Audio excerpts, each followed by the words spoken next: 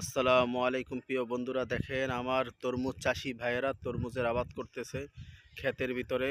খুব কষ্ট মেহনত করতেছে। দেখেন ওই যে সার দিতেছে, গাছের তালাফি করতেছে। যে কোনো জিনিসই যত্ন না করলে রত্ন মেলে না বন্ধুরা। দেখেন সব কিছুর ক্ষেত্রে আপনি যত্নের প্রয়োজন।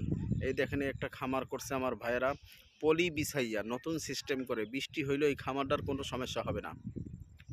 ওই দেখেন আমার এক ভাই খামারের ভিতরে, পলির ভিতরে যে খামারটা গাছগুলো লাগাইছে, এই গাছের ভিতরে দেখেন কিভাবে সার দিচ্ছে।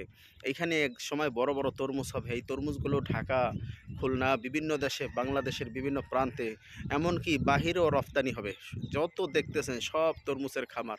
ওই যে দেখতেছেন আমার ভাইয়েরা তরমুজের আবাদ করতেছে, এটাও তরমুজের খামার। আমাদের দেশে তরমুজের জন্য বিখ্যাত হয়ে গেছে। পটুয়াখালী গলাচিপা থানার চরকাজল থেকে আমি ভিডিওটা বানাইতেছিলাম। এখানে শুধু তরমুজের জন্য না বন্ধুরা, এইখানে বড় বড় নদী আছে। এখানে ইলিশ মাছ, ফাহা মাছ, পোয়া মাছ, মাছের জন্যও বিখ্যাত। খাল বিল নদী নালায় ভরপুর। দেশের গ্রামের দৃশ্যগুলো বন্ধুরা দেখলে মনে হয় শহর আর কি ভালো। এই গ্রামের দৃশ্য, মুক্ত বাতাস এবং তাজা মাছ, শাক সবজি সব কিছু ফরমালিন ছাড়া। এই দেখুন দেশি হাঁসগুলো খালের ভিতরে গোসল করছে, গোসল করে এখন আদার খাইছে, আদার খেয়ে তারা রোদ পোহাচ্ছে। দেখার মতন মনোমুগ্ধকর একটা বিষয়।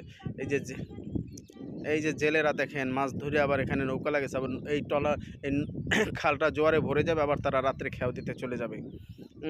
অসাধারণ একটা ভিউ বন্ধুরা। আমাদের এই দেশের কথা কি বলবো, সারা পৃথিবীর ভিতরে মানচিত্রের ভিতরে বাংলাদেশের তুলনা হয় না। দেখতেছেন বন্ধুরা চারপাশে দৃশ্যগুলো খুবই মনোমুগ্ধকর দৃশ্য দেখার